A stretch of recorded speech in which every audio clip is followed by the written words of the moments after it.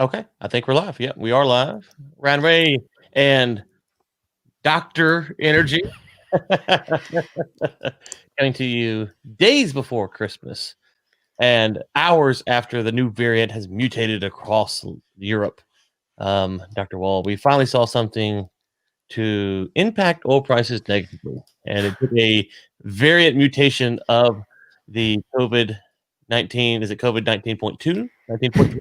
Do you know what? Or is it I, COVID?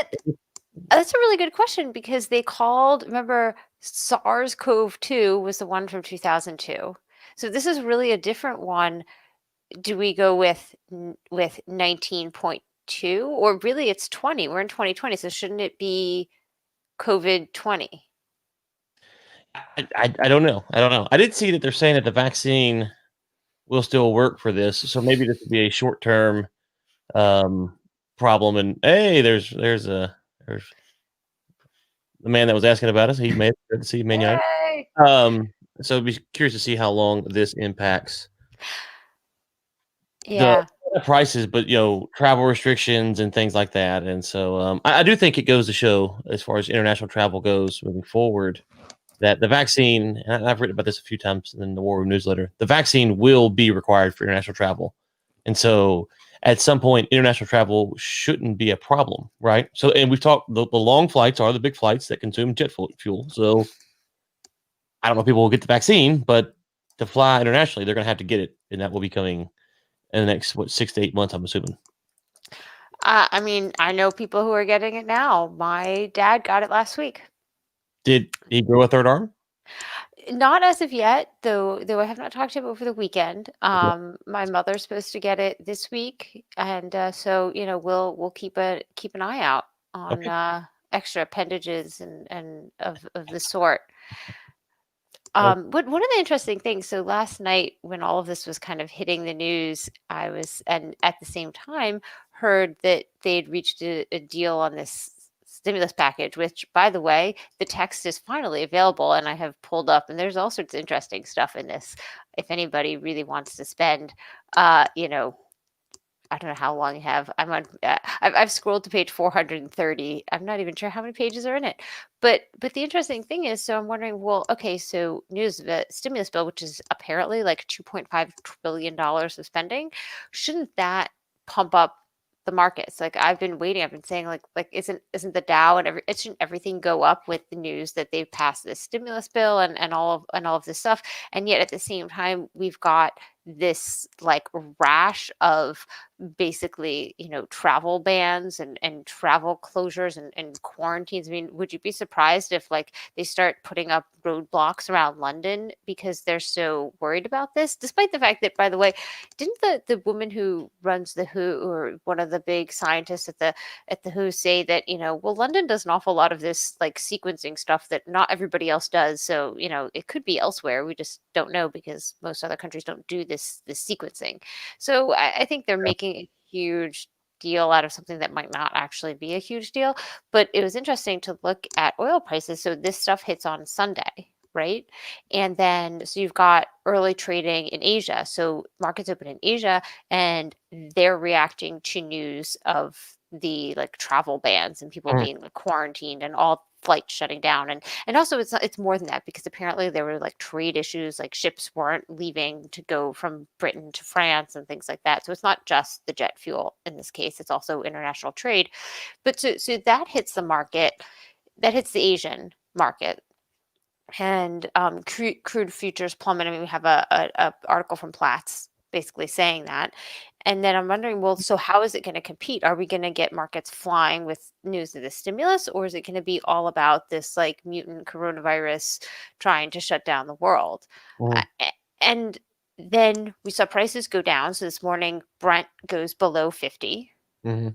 And people and so there's a debate. So is this just a temporary reaction to the craziness that's going on in Europe, or is this the start of a real sell-off?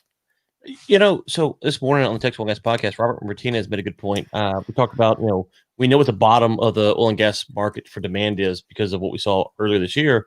And he said that while it's true that the new bottom is actually higher than that. So it's really unlikely that we would go back to what we saw in March. So however, March, April, May, so however low demand got, the new bottom is probably higher than that. So the markets probably won't react as strongly to shutdowns and stuff because they're not going to be as pervasive as we saw earlier this year. And I thought that's a fair point to make because we talked about, well, we know how low it is, but that's really unlikely that it's going to hit that low again. It's going to be somewhere higher than that. And so that may explain why the markets haven't, I don't want to overreacted, but reacted as wildly as I would have thought they would have over the past few weeks. So, but to your point on the stimulus, I know we say 400 pages.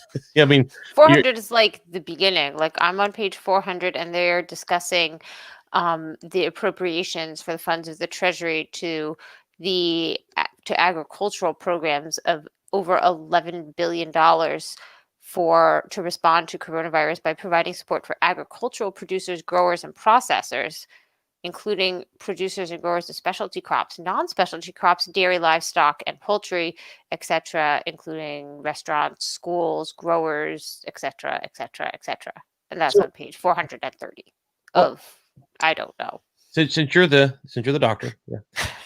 I need you to help me out with this. This has been touted. On page 3,126. There we go. Wow. Okay, so this has been touted as the stimulus bill for the working man and woman in America.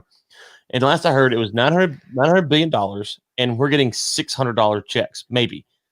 Can you do the math and tell me how many? What is 900 divided by 900 billion divided by 600? Because it would seem like, not a math major, it would seem like $600 is a small drop in the bucket to compare to what's being spent on corporate bailouts or whatever else is going on in the package. 11 billion is going to the Department of Agriculture to do something with farms and poultry growers and poultry livestock raisers. I mean, not that these people don't need, these people do need help. I'm not saying that that's a bad thing, but when you just appropriate that money and then you're like, it like goes into the ether and like, does it actually get to the farmer? Does it actually get to the people who are picking the food? Like, you know what I mean? Like, is it actually getting to this place? And that's a really big question. Yeah, and I mean, I wrote about this. I think it was last week. He says this 5,593 pages. It's a short one. Is if you look at it, it's kind of a damned if you do, damned if you don't. Because I wrote about it in the context of the hotels, right? So the hotels are going to need a bailout at some point. It looks like, and so if you look at the hotels, you say, okay, well, you want the people who are at the bottom to get paid because they need the money, right? And so I understand the argument. So you pay the people at the bottom, you give them the money. And you don't give the corporations the money. The corporations still have other debts and obligations that they have to service. And so if they can't service those, but you gave a $600,000, $200,000, whatever it is to the workers, they may not have a job to come back to in a month. So if you give all the money to the corporation, though, the corporation might say, well, it's better for me to pay my debts, my loans, my taxes, than to pay the employees. I can find new employees. So we keep the company going, and then the workers back on the street regardless. And that's the problem with stimulus packages is that it's hard to tell the business what's best for its own business. But if you pay the frontline workers or the frontline workers, the average worker, whatever you want to say, then the business might not exist anymore. And so it feels like it never worked out well. And that was like PPP loans were structured the way they were, which is basically they said, if you use this money to pay your employees, then you don't have to pay back. It essentially becomes like a grant. So that made sense. Of course, it was still subject to all sorts of fraud. And also like I was just imagining, like, how do you even access that? You have to have like a banker on call, basically, like a banker you can call. And not every business has access to that kind of like special, like a banker whose number they can call like on a Saturday or whatever it was passed. So it's, and I wonder if also the technical delays with this bill have made it so it didn't counteract the news of the shutdowns in Europe. I mean, I know that like bad stuff was going on with the British pound and things like that because of it. I mean, but at the same time, like I don't want to, I'm not trying to be mean to the British people, but like they really like freaked everyone out about this. Like they did not have good messaging. Like they really could have had better messaging about this as opposed to just freaking everybody out. I mean, you've got places like Saudi Arabia and Kuwait that are like no international travel. They're like banning all international travel for like 10 days because of this, which is a knee-jerk reaction that you get when you don't know what's going on. And so, I'm actually surprised looking at how oil has bounced back today that like it wasn't that affected. Like Brent basically dropped like $2. So it's now back above 50. At least last time I checked, it was above 50. And to me, that says like maybe they didn't really care about this. Yeah. Like, yeah, jet fuel's taking a hit, but hey, jet fuel's already down so much that like, is it really gonna matter? Like there was like a kind of momentary like freak out, and now they're kind of dialing it back. Which was interesting because at the exact same time, Alexander Novak decided to throw this, hey, we think we should increase oil production by 500,000 barrels a day in February out into, the ether. Yeah. And like if it was his time, like could he have maybe waited on that until tomorrow? Well, so yeah, I want to ask you about that. So that's our first thing we'll talk about is the Novak thing. But before, let me hit you with this. Biden gets in January 20th, right? Okay. And in his first 100 days, if they have to pass another stimulus package, okay, if they had to pass another stimulus package, because they've talked, that's been floated out that there will be another package in his first 100 days. I don't know how at that point the market can respond to anything positive, because that would be the third, fourth huge spending bill in the past 12 months. So it seems like getting this deal done, there's a lot of pressure on to get this done. However, if they get it done, now that they've got it done, I'm assuming everything is going to be signed off. Now they got it done. If they have to do another one in Q1, that does not mean the economy is coming back. That means that we are really in a worse spot than whatever you want to say for the stock market. We are really in a bad spot. So just the optics of it is, if Biden administration comes in and they want to do one, while you have the Russians saying that, hey, we're going to want to increase production, that's mixed messaging. You don't need a stimulus bill and need to increase production, I don't think. No, you don't. And I mean, I think the stimulus bill should have been passed a long time ago, and we know why it was held up. It should have been passed a long time ago. But they pushed everything else into it. It's one of those things that like, yeah, they're gonna send like $600. Like that's nothing. I'm sorry, but for people who like lost their jobs, and like that's like $600 is nothing. Yeah. That's like two grocery bills, maybe, Yeah. if that. If you Oh, yeah. like, it's nothing for people who are about to say get evicted. And so it's like I can see what's very frustrating. I'm a little surprised the markets aren't reacting better because like the stimulus bill is good for the stock market. That's what I'm saying. So how do you get to a point where you're saying Russia is saying we need to increase, and we're still having to have multiple stimulus packages because of the last I heard it was 900 billion, so 2.5 trillion, whatever the number is. If $600 is going to Americans, and it's not 600. When I said 300 million, that's how many Americans there are. Not every American is getting $600. It's only the Yeah. taxpayers. Okay, so that Uh-huh. covers all the kids below 18. And then it's, I don't know if me and my wife would get one check or two. I guess it's one check per household. And then you start doing the math. Yeah, I don't remember. Last time it was something like they had like something for couples and you got extra if you had kids, and I don't know if that's happening Right. this time. But it's not everyone's getting a $600 check though. And so Yeah. whatever the total stimulus package is, and you divide it by people that get it, you look at how much is being spent on other things. It has nothing to do with average Americans. And $600 is, to your point, not a lot, especially when you want to point out that I saw someone talking about where Biden got off his votes from, and where Biden gets all his votes from are the major metropolitan areas. The cost of living in those areas are substantially higher than they Yeah. are where the rest of America lives out in flyover country. And so Yep. $600 in New York City, it's I don't know that probably doesn't cover rent for any decent apartment if I had, right? No. Or No. LA or Chicago or anywhere. No. Right. Nowhere. Right. Nothing. So, okay. The other thing I found interesting about Russia coming out with this news is I talked about this a few weeks ago. We were saying the monthly OPEC, will it kind of water down? I think this is OPEC's way of saying, hey, listen, U.S. producers, that rig count's going up. We're going to go ahead and slap another 500K out there. Yeah. Get ready for it, and to put pressure on them to, keep their production from, getting out too high. Oh, totally. I mean, and I wrote about this in my last investing.com column. I was kind of like looking at this. So OPEC's going to meet on January 4th, which is coming up, to decide what to do in February. So they're supposed to start increasing production January 1st. So they're going to meet basically. They already know that the market is okay with their current increase. And if you're looking at the situation, okay, say you're Russia or Saudi Arabia didn't want to do their initial the increase. Russia and UAE did. So say you're now looking at this, so you came out with this decision, and what happened since OPEC met in December? Oh, Brent went up to 52. Okay, so you're like, okay, so um, demand sucks in the US and in Europe, although it's getting a little better in the US. Sucks in Europe. Things are not so great, but prices went up even though we decided to produce more. You'd have to be dumb. I honestly, like, there's no good reason to say let's not increase more. Like, why not take advantage of this? If the market isn't reacting to more oil that you're putting on the market, then like why wouldn't you increase? I just can't see, like I can't see Saudi Arabia coming into this meeting being like, well, the market took the 500,000 barrels a day that we decided, gave it, and rose. So like, what are they going to argue against it?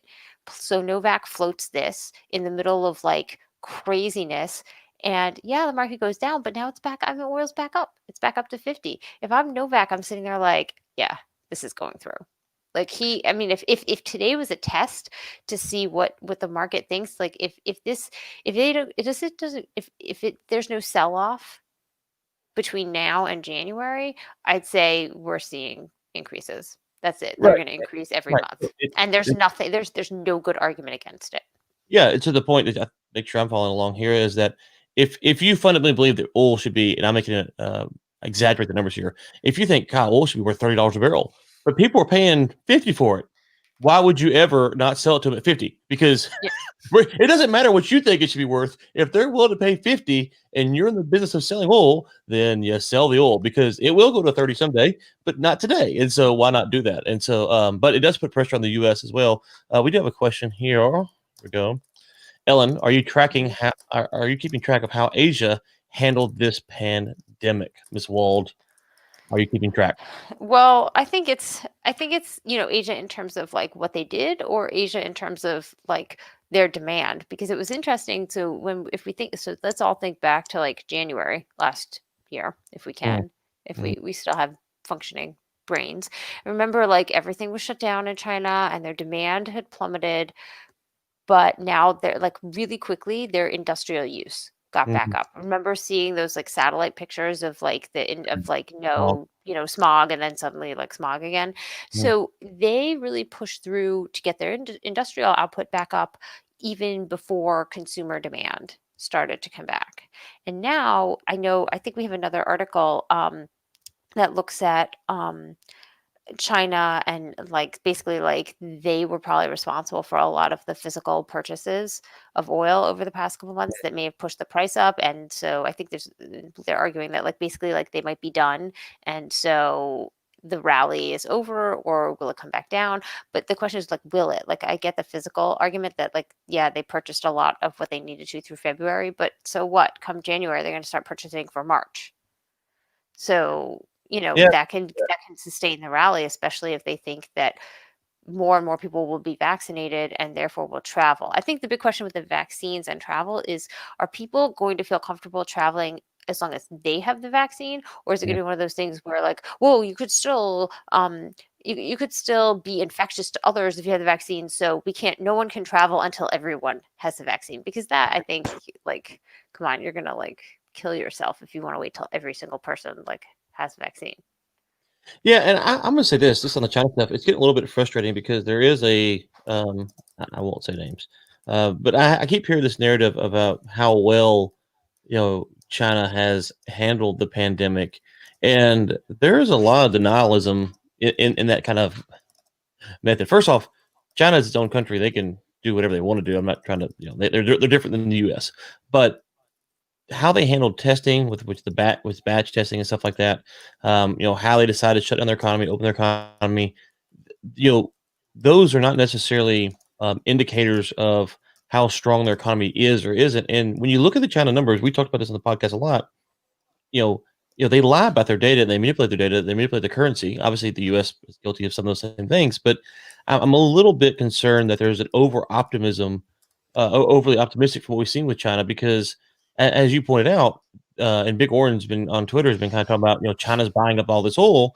Okay, well, we don't know why. We can speculate on why they're buying it, but they could just be buying it to keep the prices down because their economy Mm, wants to keep, obviously for them to have the low oil prices is good, and so they could put some back on the market, keep it low. And I don't know what they're doing. I'm a little bit hesitant to say that China's economy is that strong. If you look at what's going on with them, Australia, they've moved around some of their trading partners for the past few months, and of course they have a lot of debt that hasn't been addressed with Africa, and so how they've handled the pandemic. I agree with what you're saying. I don't know what you mean by what portion of the pandemic are you saying, but by and large, there's larger issues with China that will have to be resolved in 2021, 2022, and with the new presidential administration coming in, what will the Biden administration do? How will they tackle the China issue? I think he said the other day he's not taking the tariffs off, right? Yeah, well, that was one of the interesting things back when we were watching those the Democrat debates was that almost none of the candidates actually said like, yeah, we're going to take all the tariffs off immediately. None of them had that position. I thought that was actually that was one of the most interesting points of the debate of those debates for me, which was that they all disagreed with them and they all railed against them, but nobody thought that getting rid of them would be a good strategy. So I wouldn't be surprised if we see a very different tone in terms of like negotiations for trade deals. Like we only got through phase one of this trade deal. If they're going to continue having negotiations for further trade deal, like further phases of the trade deal, I bet those negotiations will look and sound very different, and they'll also have a very different effect on the economy. Remember, news of trade, news about these trade deals were like basically running the market for a while. That was all the market seemed to care about. Oh, yeah. I don't think that this time around the market's going to care as much about trade deals with China negotiations. So I wouldn't be surprised if the negotiations look a lot different and there is less of a willingness, say, like to implement more tariffs as a result of bad negotiations. I think it'll be a lot different. Maybe more giving in terms of the US isn't going to get rid of the tariffs, but they're not going to be asking for as much to get rid of them. Yeah, and I didn't see this. It was late last week or over the weekend. I saw the headline that the EU and China had struck some kind of deal. Did you catch that headline and see what's behind it? No, I think I Okay. missed that.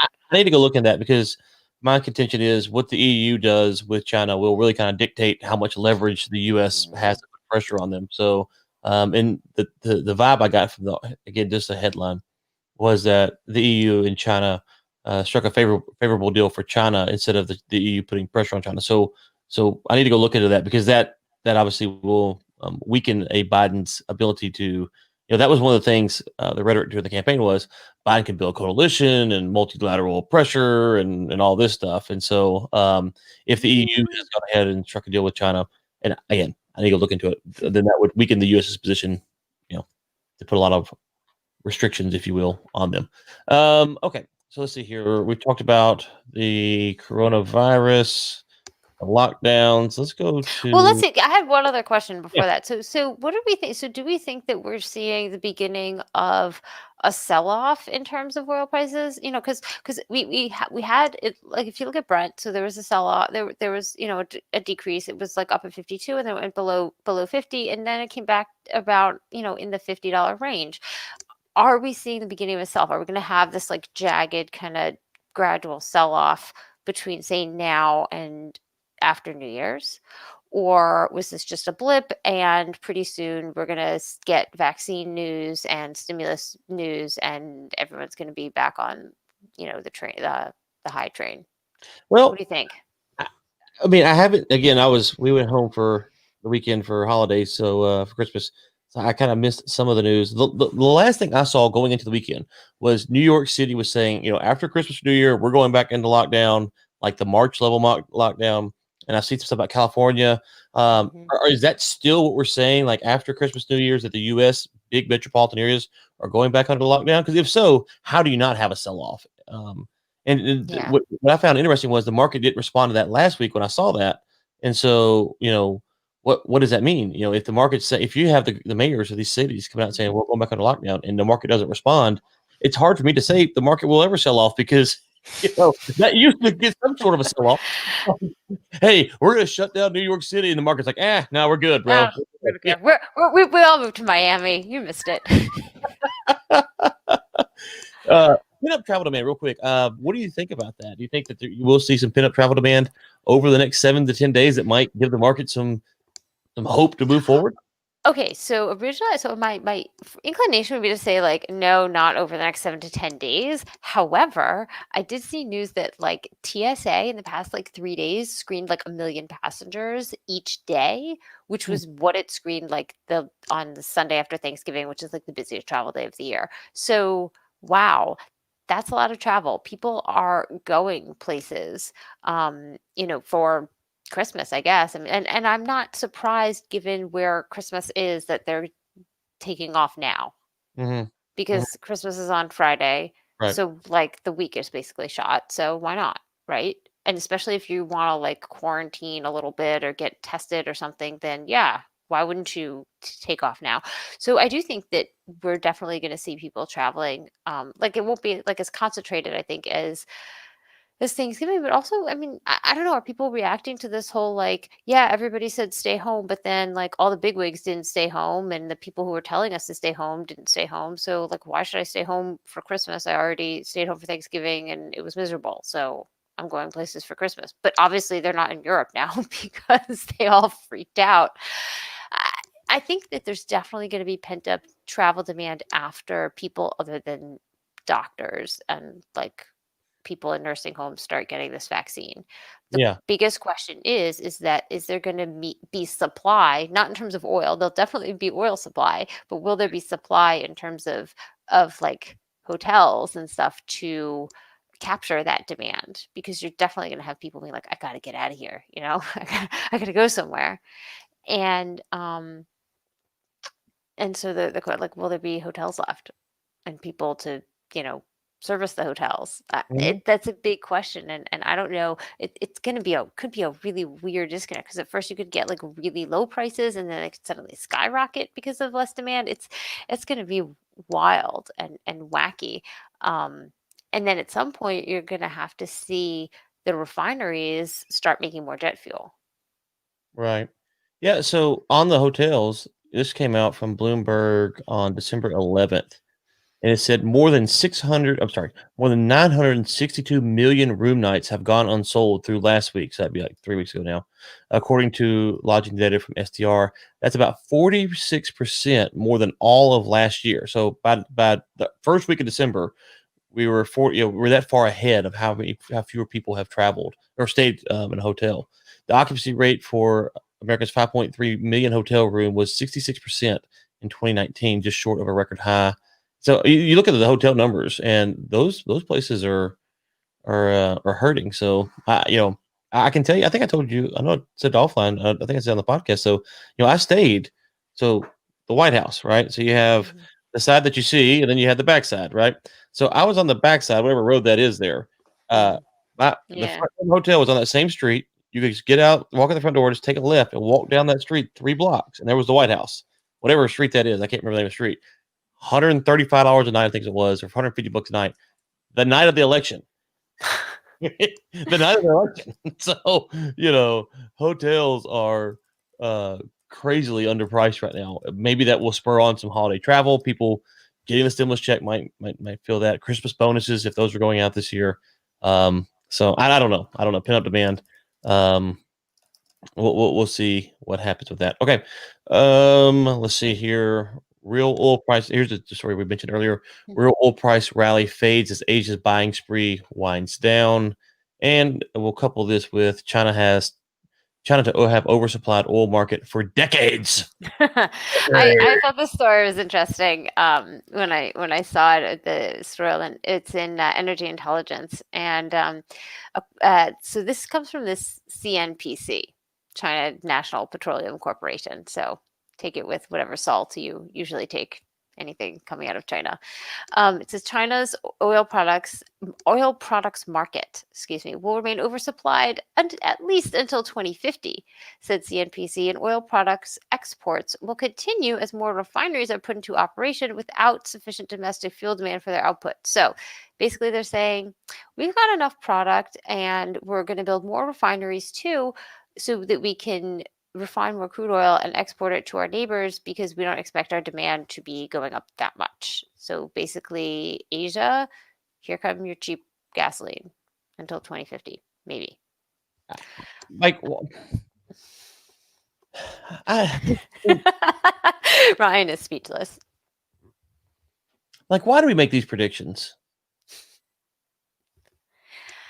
I don't know. So they can get an article in International Oil Daily.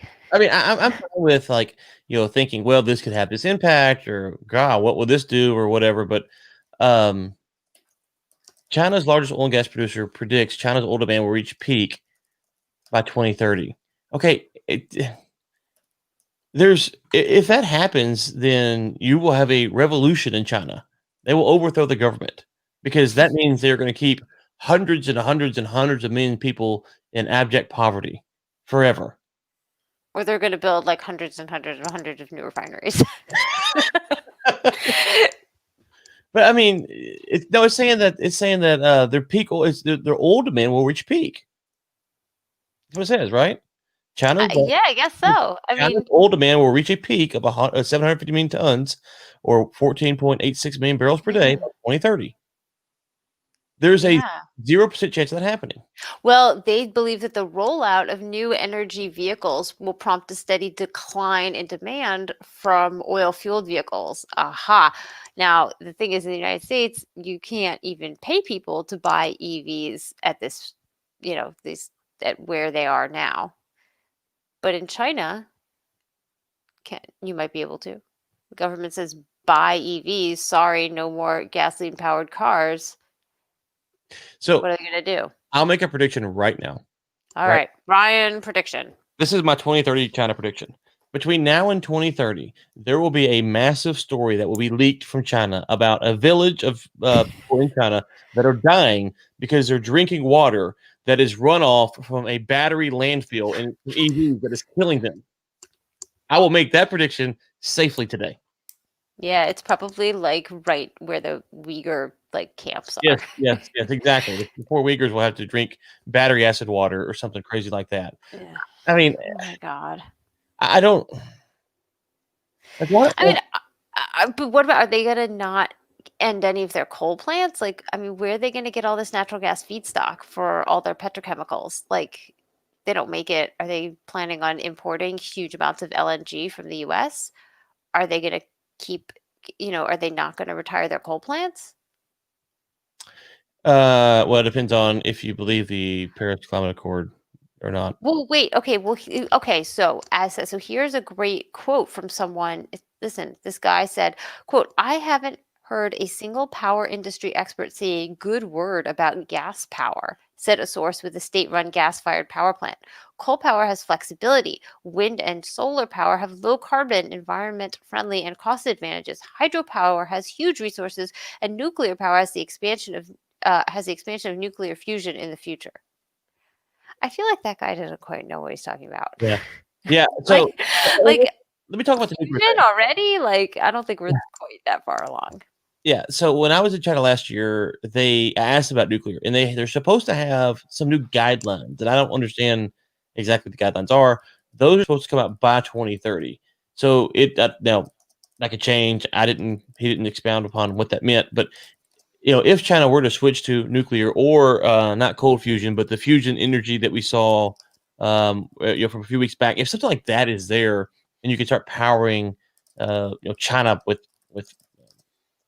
those kind of energy sources, you do see a shift in dynamics that could result in it. But that would just make them richer, right? That would actually make them wealthier if you could have low cost base load power that you didn't have to get from coal, or fusion. You could power these cities for decades on end. Okay, that's potentially makes them wealthier. And if they become wealthier, they're going to use more plastics and all kinds of stuff, and they're going to go further. They're going to fly more. They're going to do all this kind of stuff. And so, I don't see how we get peak demand in China by 2030. I think I will, if I'm alive and Corona hadn't killed me by then, I will look back in 2030 and laugh openly over all of this nonsense. And I'm prepared fully to be mocked if Ellen, this is the big if these sources, if we don't, now this, as long as it's not some new technology that's not currently being in massive discussion, right?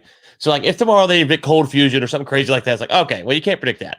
But wind, solar, whatever, I will gladly die on the hill that will not be running China's energy economy by 2030 or 2040 or 2050. So you would agree with that, I assume. Yeah, I think so. Okay. Yeah, they use it for a lot of other things, and that's my point. Is that the richer you get, the more things you use oil for, not less. Like it doesn't work. You're right. The wealthier you get, the more oil you use, not the less oil. Yep. Oh yeah. Okay. Well, I mean, remember that my point about the coronavirus vaccines is basically like a tribute to fossil fuels. Right. Exactly. Like everything about that thing uses fossil fuels, and a lot of them. Right. Okay. One more story. Again, touch on some of this, and then we'll get to the API quarterly summary here. And I got it pulled up. Yes, I do. OPEC Plus will react faster, be more hands-on with oil market. It's almost like they've been listening to this podcast, Ellen. Oh, I thought that was funny because they basically had like the powwow, like the Russians went over to visit the Saudis. They had I think they had like a big feat. I don't know. There was some picture of showing showing Novak and ABS and Novak's deputy, and there's like, 3 like massive dishes of rice and meat and all this stuff before them. They're like, we're having a big feast. But anyway, apparently what came out of that interesting little meeting was basically that they reaffirmed their commitment to the OPEC Plus agreement because, of course, because I guess there was a perception that there was kind of a rift going on for the last meeting. And they are totally on board with like meetings every month so that they can react faster to changes and take a more hands-on approach with the oil market. So I've argued that like I don't think that that's the best way for OPEC to act because they're not really setting policy. They're not directing the market. They're more reacting to the market. Though apparently this is controversial. I mean, I've had people say like, right in response to me and say, yeah, but maybe this is what the market needs today. Like, and these countries can handle it because they don't, I was arguing that this is really bad for a lot of these countries because they rely on their governments rely on knowing how much oil they're going to sell and, to create their budgets. And then the person who said is like, look, they can access capital markets now and debt and stuff. So it's not quite as big a deal. And that's a really good point. It's not as big a deal. I mean, Saudi Arabia does access, takes that and things like that. And this idea of like a budget, like a break-even price for oil to fund your budget. I mean, it's totally ridiculous. Like who cares about that anymore? Right? Like no one cares. IMF is constantly putting out these figures. It's like, who cares, IMF? It doesn't mean anything. It used to mean like, oh my God, the country could become destable and, the whole Middle East could blow up. It doesn't mean that at all anymore. So maybe OPEC should become a reactive group. I personally think that OPEC Plus as a reactive group is like, it's so unwieldy. Like the US, like the oil market functions and the oil industry functions. Like, look how fast production went down in the US as a result of what happened. Like, people were really, really nimble. And yeah, it sucked. And a lot of people lost their jobs and it still sucks and it's horrible. But they reacted pretty quickly. I mean, can you really argue that a bunch of ministers sitting around and making decisions every month about how much oil the group is going to produce? And they're like, okay, UAE, you get to produce another, like turn your tap on just a little bit, put a little bit more in the market. I mean, is that really better? Or does anyone believe that those are going to be the actual amounts that these countries are going to be producing? I guess so. I agree with what you're saying. But the pushback I'd say is, again, it depends on what is your goal versus maybe what your stated goal is. So if your stated goal is to keep the U.S. from over drilling, I think it's a very effective way to keep the capital source on the U.S. side from, so if you're Diamondback or Pioneer or someone like, hey, let's go get some money and we're going to go drill. And then the day you go meet, OPEC Plus is like, hey, we're going to barrels a day. The capital guys are like, okay, you know what? We were thinking about it, but no. Okay, that's actually a really good point. I did not think of that. I'm gonna give you that. If they're playing that game, if that's the game they're playing, then they're playing it well. And right. like, I don't know if they are or not. Like that would. Yeah. These aren't dumb people. These are smart people. Right. Sometimes they do dumb things, but they are smart people. Right. Now, I think the problem with that though is that the unintended consequences it might have might ultimately hurt them more than it would help them. Right. So they go out there and they're meeting monthly, and the whoever it's like, hey, I need to increase my production. Like, well, just hold off to next month, and then next month, and then or whatever. If they start, you know, writing them publicly because they're not in compliance on a monthly basis, whereas, twice a year, you kind of get your little hand slap, but every month, like, hey, Ellen, really quit overproducing, that might cause some other problems. Anything can happen when you start meeting more regularly and you're not used to that. A lot of egos in those rooms. So that might just be a problem in among itself. So I think they're I'm not opposed to it. I think if they're trying to keep the U.S. in bay, it's probably their best move. It would be my guess. And it might help them stay unified. I don't know. We'll see. So I suppose we will find out. Okay. Anything else on that before we go to the API? No, let's go. Let's go for it. Hold up here. So last week we had on Dr. Foreman, but he had not sent over the quarterly outlook. So fourth quarter for 2020, and this came out on December 17th. You can go to API. We'll link to it in the show notes. Okay. So Ellen, I'll ask you what I asked Dr. Foreman. Any takeaways from anything that stuck out to you? Wow, I think they were really all in on the infographics this year. Look very good. Very good. Yeah. I'm like looking at the one with the American flags going around. Yeah, I think I think it's interesting to look at, okay, so the global we're looking at a global rebound in terms of the economy. So they're seeing GDP growth of 4.8% in 2021 and 3.4% per year on year in 2022. I think OPEC put it at like 4.4 maybe. So, and I think a lot of the predictions that people make are based off of what they think GDP growth will be. And to be honest, I think they have absolutely no idea. Like, no one has any idea if we're actually going to see GDP, like good GDP growth. And Right.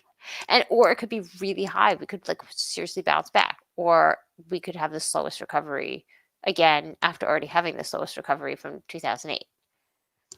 Back-to-back closures. Yes, it is possible. Yeah. Fun times, huh? Yeah, someone sent me the other thing the other day that said that, don't worry, this is about 2 weeks ago. Don't worry, despite all the bailouts, the 2020s could be like the 1920s. I was like, okay, does that mean Great Depression to follow again? Like, like another roaring 20s followed by a Great Depression? That sounds lovely. Can we please not bring back the flapper dresses, though? I can do without those. Yeah, I do think that as they point out, led by emerging markets. And I think that's the thing that I've tried to harp on for time, is that the economic damage that is done to the emerging markets, it gets little coverage. And I suspect there will be a lot of money thrown into those type of projects because A, those people need it. But B, if we're being quite transparent here, the best way to juke the stats is to deal with countries that with very low GDP, right? China's GDP growth like 10% year over year for 30 years. Well, okay. Like, well, okay, it's relatively speaking, yes, it's 10%. But if you look at it, it's like, it's not that as impressive as you might think. It's just a big number, percentage increase. And so, I think those people need it, obviously, but they will definitely pour a lot of money there. And there's a lot of products that can be sold from the U.S. and China, these big countries, to those third world emerging markets. So I would not be surprised to see some focus there as well. But to your point, Ethiopia is in a war right now, or unless they stop, so who knows what's going to happen. Yeah, I mean, if you look at, it's interesting to see what they see. Okay, so it's interesting. So they're looking at growth in 2018, GDP by expenditure category. Household consumption was huge.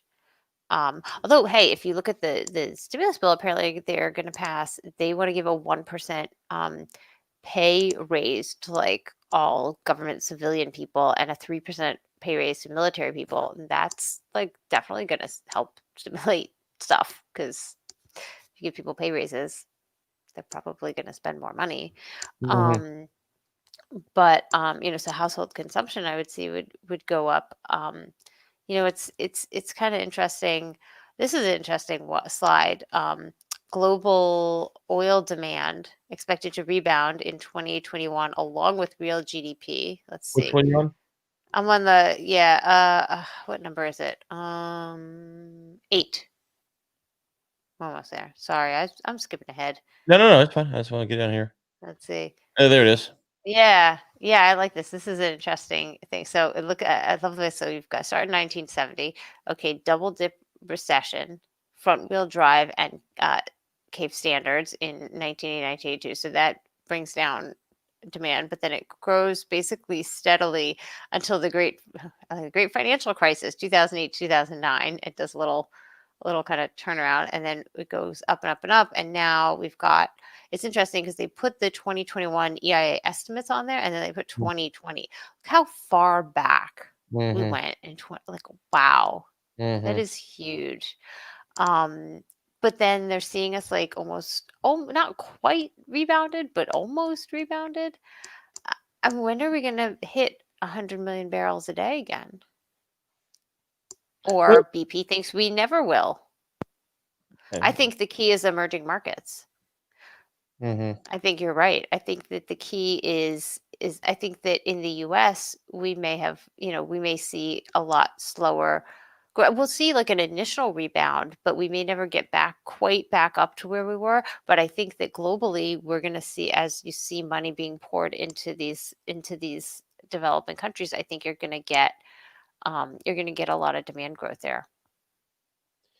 Yeah, and to your point about the growth rate moving forward, I think as we get into the Biden administration again, if we're seeing massive stimulus packages coming out, his first 100 days or whatever, I think we're definitely set up for a slow recovery. Oh And yeah. but the other thing that is so hard to figure out, Ellen, is that if you look at it, you're seeing the talks of people moving, companies relocating, people migrating, from the big cities maybe to Florida or to Texas or to wherever. So the demand will look different, right? Because it's a different spot. So it's gonna take a little while for that to play in. And the other Yeah. thing is that there is the big banks, especially, I make no bones about it, that they feel like if people are going to work from home, they should be either taxed more or paid less. And Yeah. if you start to see that happen to where people working at home, um, that they're getting paid less. Well, they're not driving as much, and they're getting paid less. That would seem to impact demand in a way that's hard to forecast Yeah.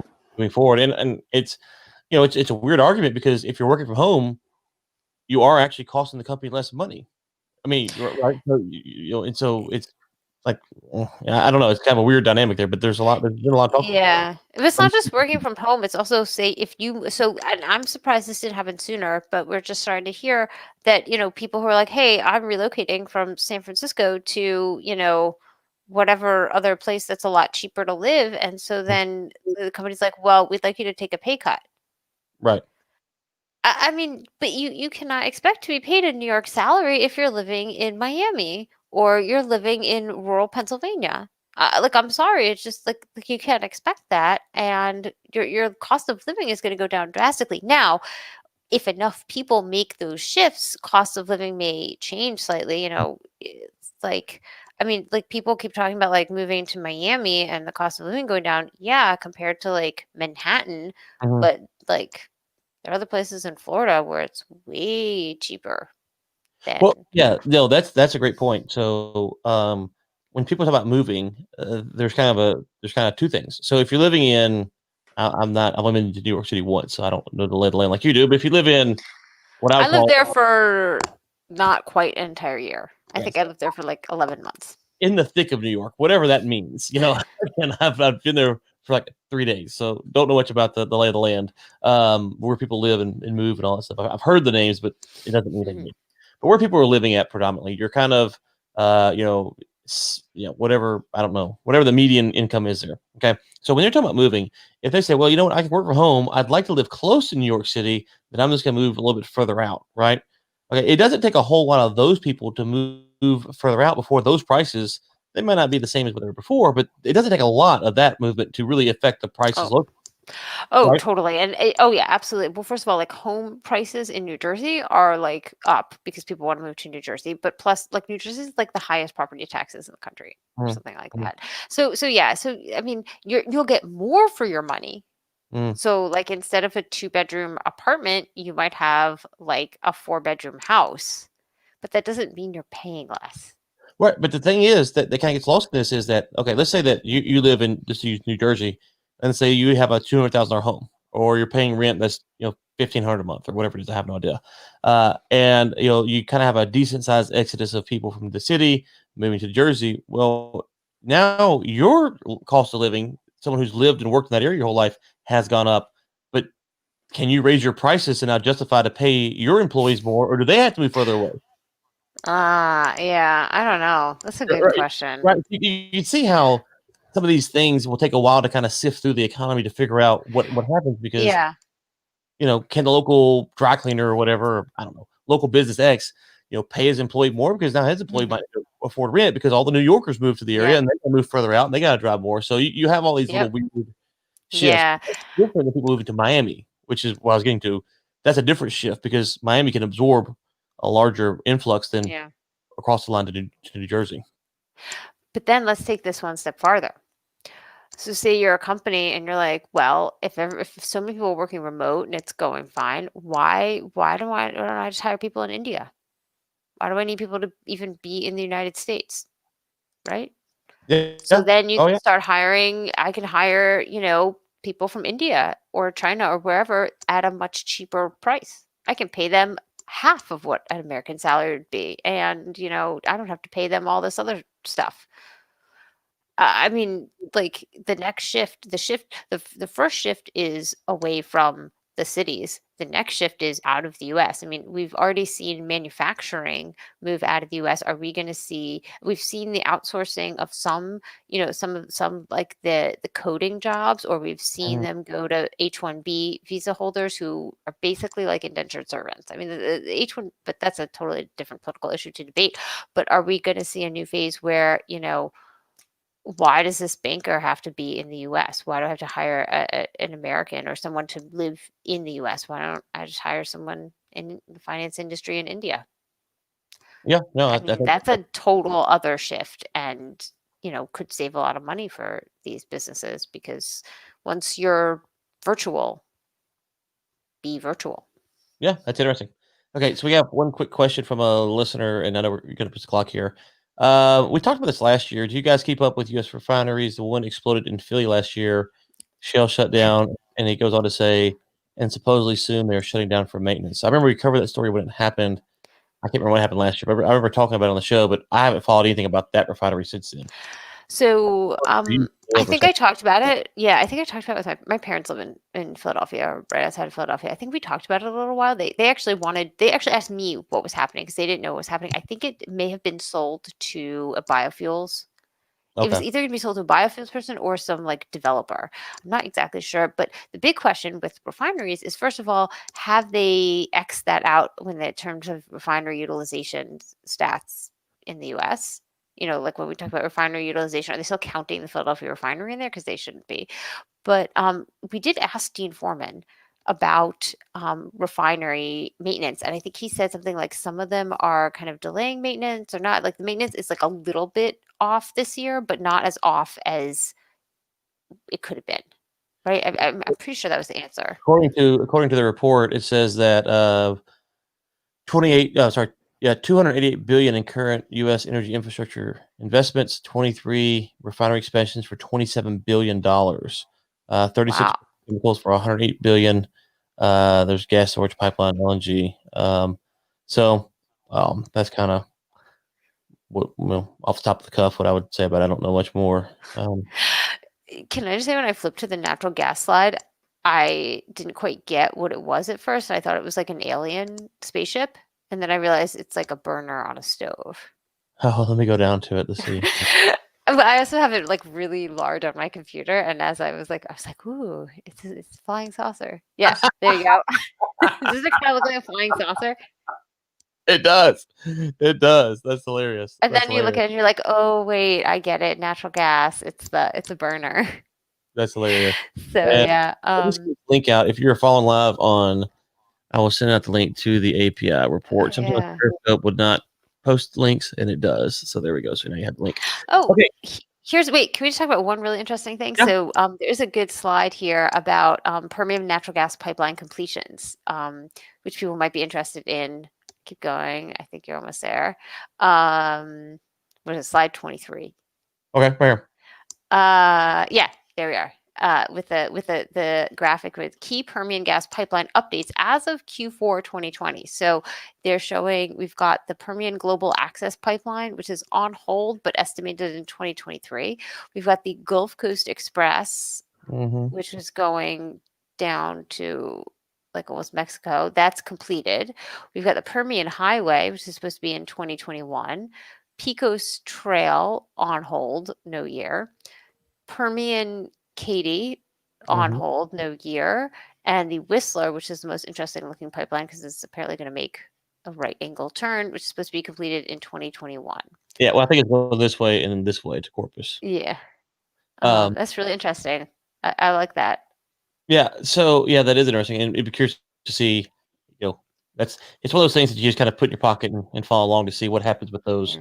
But I think also it will have a huge impact on methane flaring because if they can get more of these pipelines actually built, then these companies. I think that the Biden administration is going to push this methane stuff.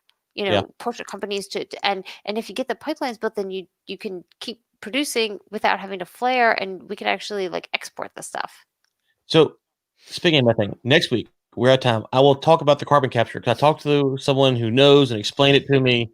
What was going on with the Exxon deal on some level, not an Exxon employee, just someone who's in the industry kind of understands what's going on. So next week I will do that. And also, Ellen, I mean, we might want to tease that we might have some big news coming in the new year. We'll know more hopefully next week or two. So we'll stay tuned for that. But between now and we'll be back next week. So between now and next week, Miss Wald, where will you be?